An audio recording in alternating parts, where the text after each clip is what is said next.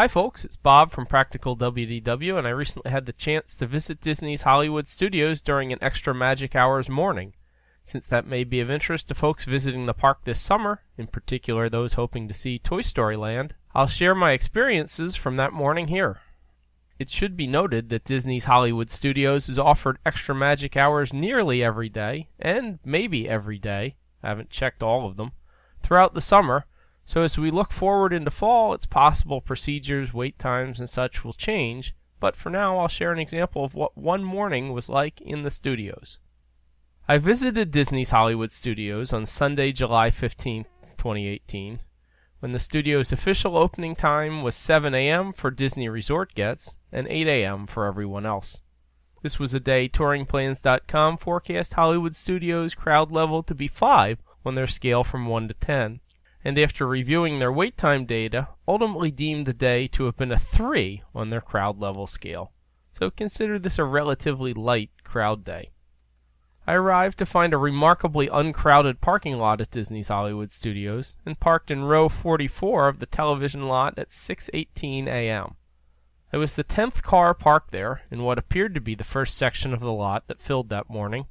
Of course, many Disney Resort guests choose not to drive their own cars, so there were more than 10 other groups in the park when I arrived, but this was an early hint at the relative lack of crowds I would find inside the park. There weren't a whole lot of cars behind me, as you can see. One person parked shortly after I did, and 2 other vehicles were approaching as I started walking toward the park entrance. I don't see many sunrises when visiting the Disney parks in summer. Parking lots might not make the most beautiful setting for a sunrise photo, but when I'm in the first row next to cast parking in the studios, I think that makes for a pretty majestic subject for a photo. I didn't run into many other people on my walk from the parking lot. There wasn't a wait for security, and I was through the tap styles at 6:30 a.m. I looked down Hollywood Boulevard and saw a relatively small group of people waiting for the rope to drop to get into the back of the park. My only somewhat recent memory of being in the studios at such an early hour was during the last 2 years of Star Wars weekends, and there were nowhere near as many people here this morning as in the park back then. There was a small group waiting to sign up for Jedi Training Academy. I didn't see when they were allowed to proceed to sign up for that activity, but since there was a cast member with a sign before park opening, I felt confident in thinking these folks were allowed to sign up when extra Magic Hours began.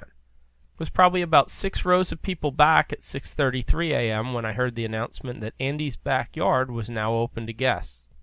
Since extra Magic Hours didn't officially begin until 7 a.m., I took that message to mean the rest of the park was not yet open, only the attractions inside Toy Story Land.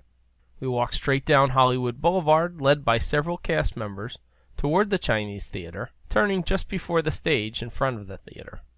As we turned the corner, assorted cast members lined our path to both greet guests and prevent us from wandering into areas of the park not yet open. It was here I realized my choice to stand to the far left of the crowd was an error. As we funneled through the archways at the entrance to the animation courtyard, everyone on the left side had to funnel through a tiny passageway, while guests on the right were able to pass through a much larger opening. That left me a little farther back in the crowd when we passed through the arches. You can see that I'm a little farther from the front of the line than I was when we started walking. About 2 minutes into the walk, we arrived at the corridor leading into Toy Story Land.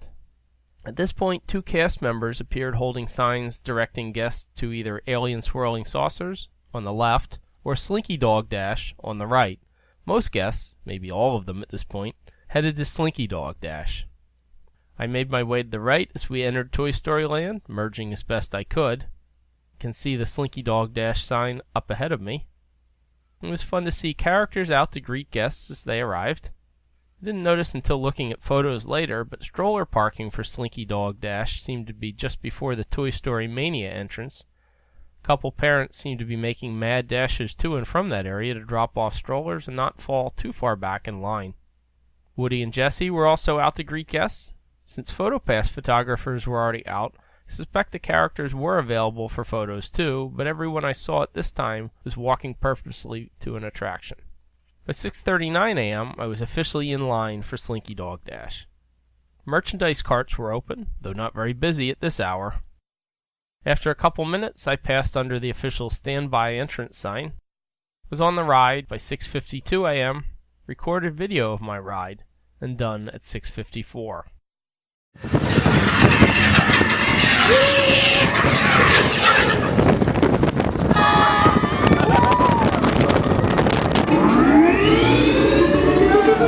Here we go!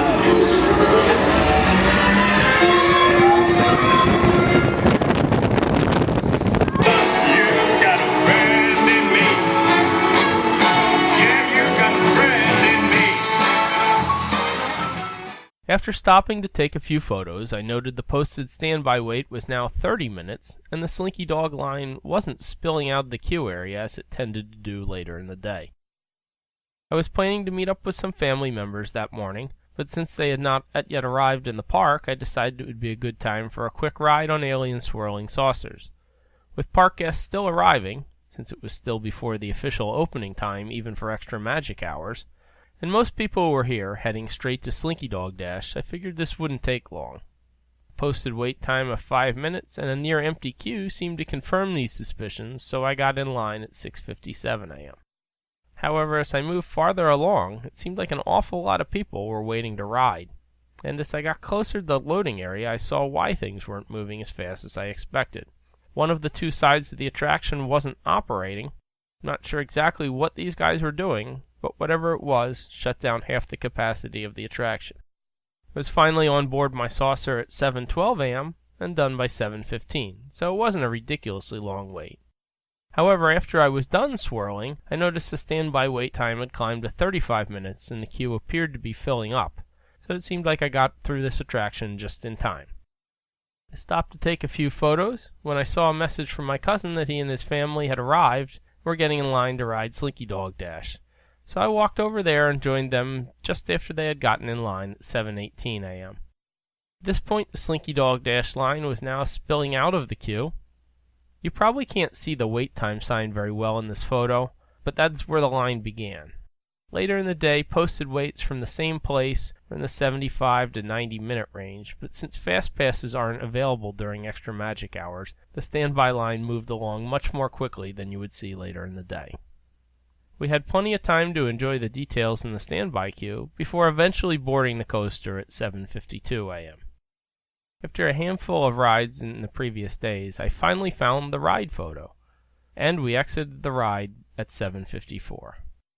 By that time, I saw two different posted wait times for Slinky Dog Dash of 60 or 75 minutes, depending on whether I looked at the electronic sign above the attraction entrance or the sign a cast member was holding at the start of the line. For our last ride before Extra Magic Hour ended, we got in line for Toy Story Mania at 7:57, surmising that the wait would be less than the posted 25 minutes. We were right, though it was close, as we boarded the ride at 8:17, and were done at 8:23 a.m. My toy friends, they adore you, so they built the place up for you. Step right up, folks. I tell you, everybody can. For those wondering how we did, I did poorly. After our long journey through the Toy Story Mania exit queue, I observed the wait for Slinky Dog Dash was now posted to be 90 minutes, as the park was now open to all guests, and we were inside the Fast Pass windows for many people.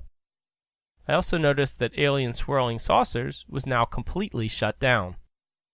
Since my cousin's son seems to be fueled by snacks, we stopped for him to eat one of the new Pop-Tart-like raspberry lunchbox tarts and one of the new novelty beverages from Woody's Lunchbox, while the rest of us drank water. We got back on our feet around 8:53. I looked again at the Slinky Dog line, and it was substantial, but not as long as before we sat down for a snack. The posted wait time was now 75 minutes, though the electronic wait time sign again didn't match the handheld sign, showing a wait of only 65 minutes. 3 of the 4 folks in our group had fast passes to ride Slinky Dog again, so we got in line at 8:57 a.m. We were on the ride at 9:01. You can see at this point a steady flow of guests coming into Toy Story Land, and quite a few folks exiting the land as well. In addition to being an enjoyable ride, Slinky Dog Dash provides some attractive views of a lot of the Hollywood Studios park. The ride was over at 9:04. As we exited Toy Story Land, it seemed like a large tour group was now in the Slinky Dog standby line, so even though the posted wait time now read 75 minutes, I suspect it probably ended up being longer than that. We tipped our hats to Woody on the way back to the rest of the studios, passing by the work of some of the talented custodial artists in the park, and got in the FastPass line for Star Tours at 9:15 a.m. The posted wait was 10 minutes, and I'm not sure we passed anyone using the FastPass queue on the way to boarding our Starship at 9:23 a.m. and returning from our tour at 9:31.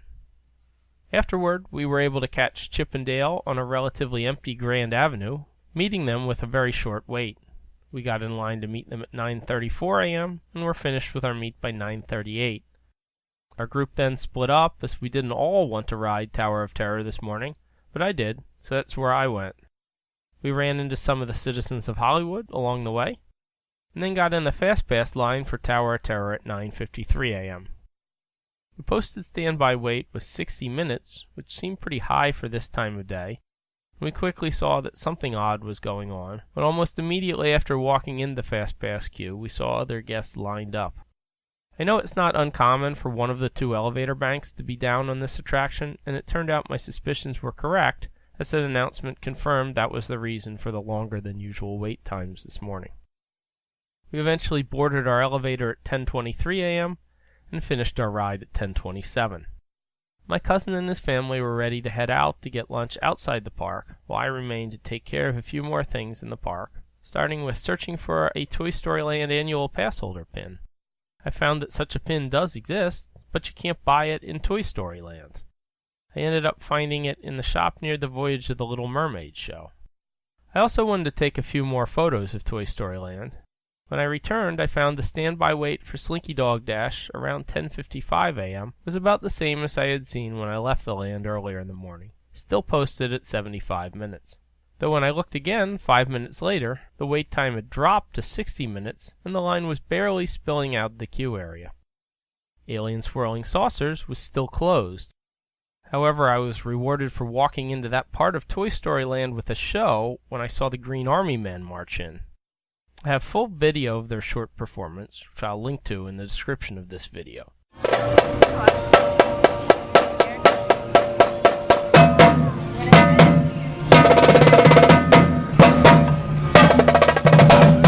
Clap your hands, everybody!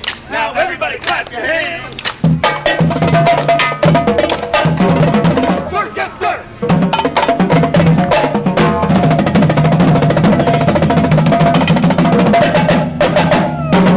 2, 3, 4, 1, 2, 3, and down! Excellent job, mission accomplished! I marched out of Toy Story Land around 11:20 a.m. along with the Green Army Men, who had also stopped to do another short show near the entrance to Slinky Dog Dash. The last item on my to-do list was getting something to eat, and the air conditioning of Backlot Express drew me there. I did take a peek into ABC Commissary on the way across the park, but the line to order there was rather substantial, and I didn't see anything on the menu that warranted a long wait. So I went to Backlot Express, ordered a bacon cheeseburger, and an always ordinary Safari Amber Red Lager. The meal was nothing special, but the air conditioning worked, I didn't wait long to order, and the Wi-Fi signal was strong, so I ate a leisurely meal, while also managing to find a Peter Pan FastPass for later in the evening. On the way out, I stopped to enjoy the view of one part of Hollywood Studios that hasn't changed much over the years, at least since the Tower of Terror debuted in 1994. I walked out of the park at 12:10 p.m. and reached my car at 12:14. Most of the other cars that arrived before me were already gone, and it was now time for me to join them in returning to my hotel to rest up for the rest of the evening. Hope you enjoyed this look at Extra Magic Hours morning in Disney's Hollywood Studios, and that this video helps you get an idea what to expect if you're visiting Toy Story Land this summer. If you like what you saw, then please take a moment to subscribe to this channel and take a look at some of our other videos about Toy Story Land and Disney's Hollywood Studios. Thanks for watching, and hope you have a great day in the parks or planning for your next trip.